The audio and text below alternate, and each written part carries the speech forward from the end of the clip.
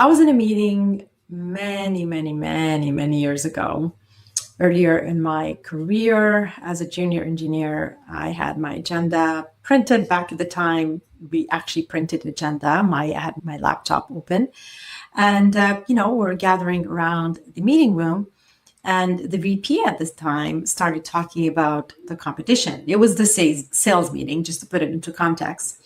He said their salespeople had that bigger than life personality, that natural charm that makes clients want to buy, that makes clients basically interested in what they need to offer because they just like to be around these people. And in that moment, in that same moment in that meeting, he made it clear we did not have that. Now, he didn't say those words, but it was pretty much meant. My body reacted before my mind could catch up. I remember I was boiling on the inside. I took a sharp breath, a deep breath, and my hand was like clenching. I was very annoyed by that comment because I didn't agree. And I thought we were a wonderful sales team. We were very likable people. And then I had a choice to speak up and say something or say nothing.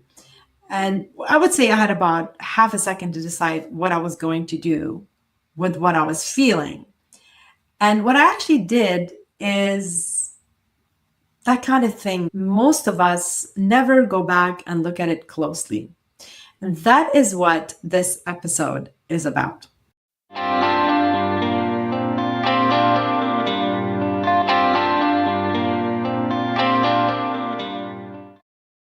Welcome to the NeuroLeadership Edge. I'm Claire Hayek, neuroleadership expert, TEDx speaker, and founder of Mind, Soul, Purpose Team Building.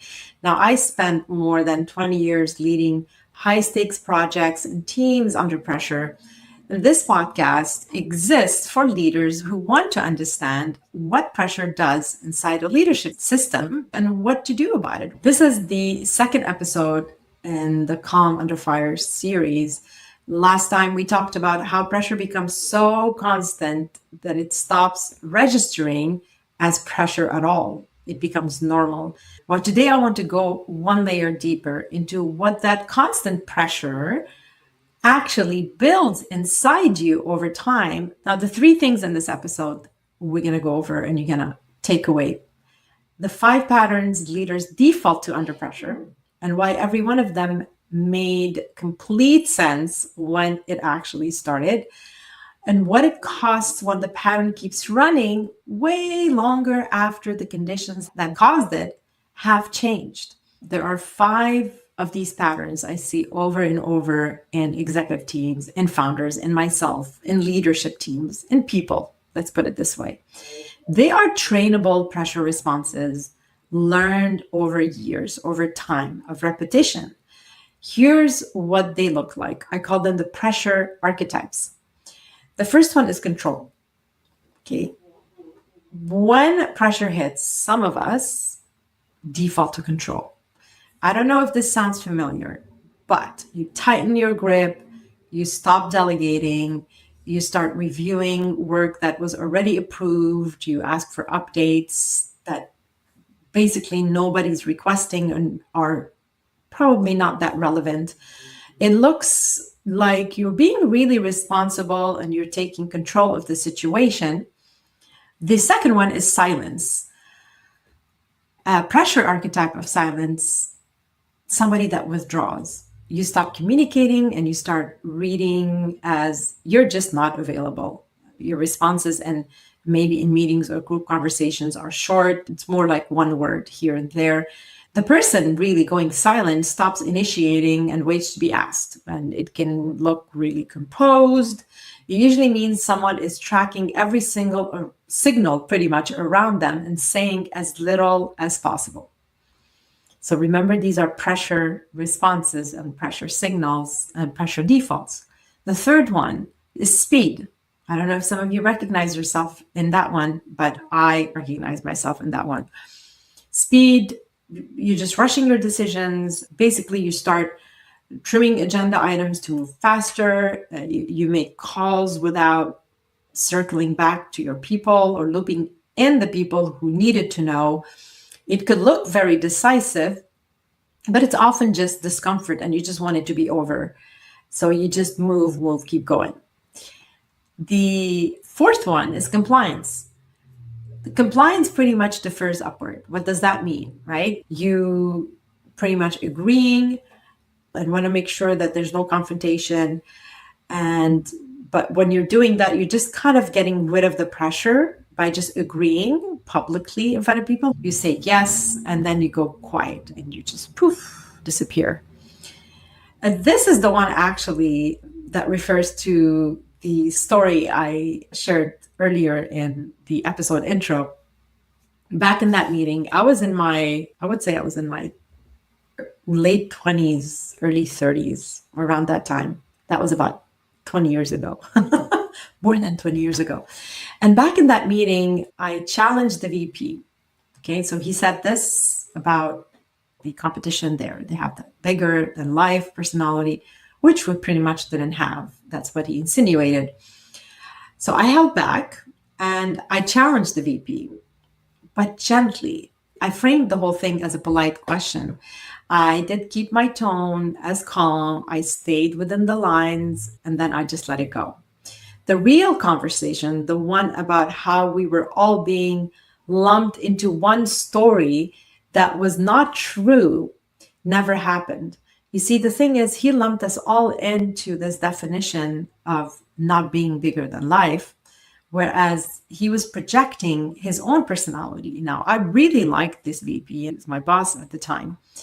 And I don't think he was aware of what he was doing.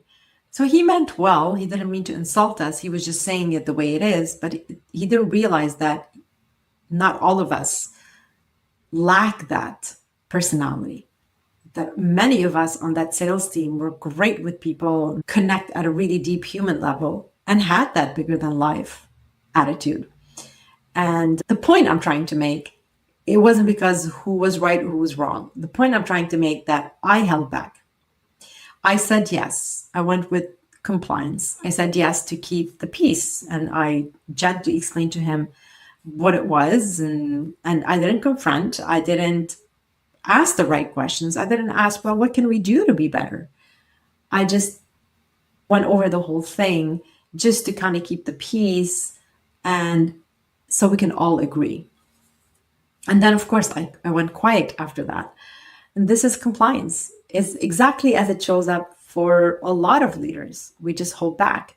It feels respectful, right, in the moment, but it costs you the real conversation every time. And had I been at the time aware of this archetype, I would have been able to manage it better.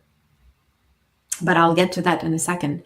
Now, the fifth one is the last one. It's collapse.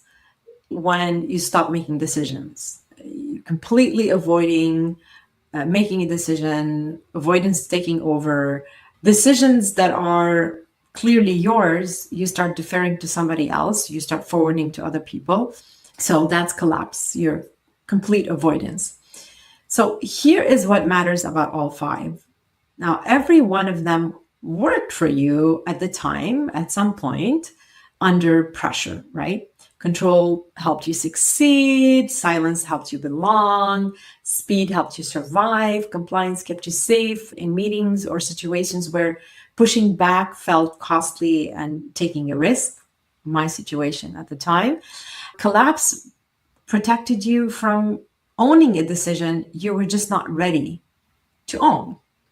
Now, none of these are bad things. They are actually intelligence applied to conditions that no longer exist the way they used to. I'll explain what that means. The problem is, or the trouble starts when the pattern keeps running on its own. So you can default to this pattern to help you survive. But if this pattern is running in the background, so if control is running in the background where it's not really needed and it's not really necessary, then it's standing in your own way. And when these patterns keep running on their own, they're not serving you anymore. So you might leave a meeting feeling stressed, feeling tight, feeling tense, or you might, and I'm sure a lot of you can probably relate to this, you can maybe replay something and wish you had said it differently. And you cannot quite name why you didn't say it to start with. Once you recognize this pattern, these archetypes, or your archetype under pressure, it stops needing to run the show without your permission, because you see it happening. You see it coming. You're like, oh, control's going to take over. Oh, I'm going to go silent. The idea is not to self-judge or self-criticize. It's just to be aware of the pattern. So you can interrupt it in that moment, take a break, take a pause, and assess the situation and say, okay, I really want to control the situation now. Is this really necessary? Do I really need to control every single thing right now?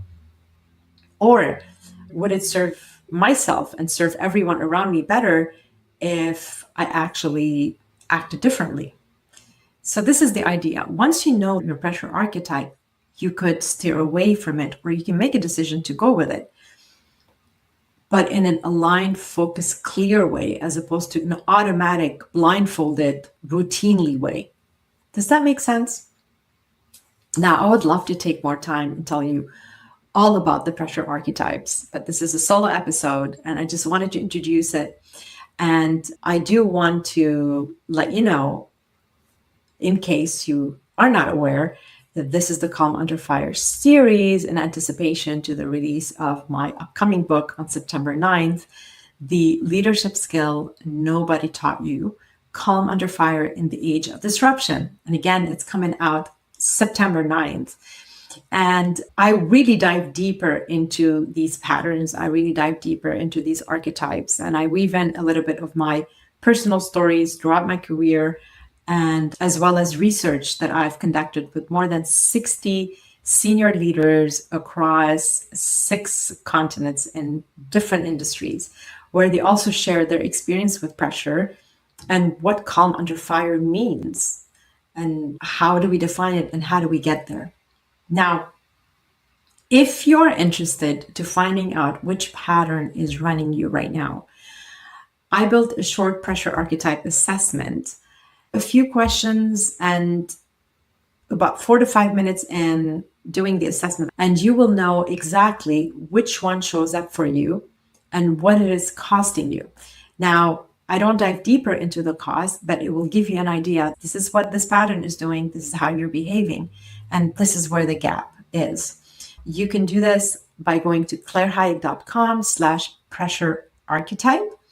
About the book, getting released September 9th. If you're interested in joining the early readers group, I would love to have you. Why join? Because you're going to get exclusive access to the book before it launches. And there's going to be also some surprises and some events that will be only exclusive to the early readers group. Go to clairehayek.com/book to sign up. And finally, if you like this episode, if you find this podcast adding value to you week after week, please do subscribe, follow, share. If you're going to do one thing, please hit that subscribe button, and it can also show as a follow button. Every subscriber helps the show grow and reach further and bring you the caliber of guests that will really help you along your leadership journey, and will also provide more resources for you as well. All right, time to wrap up. Lead boldly, stay human, and make sure to turn every challenge into a gift. And I'll see you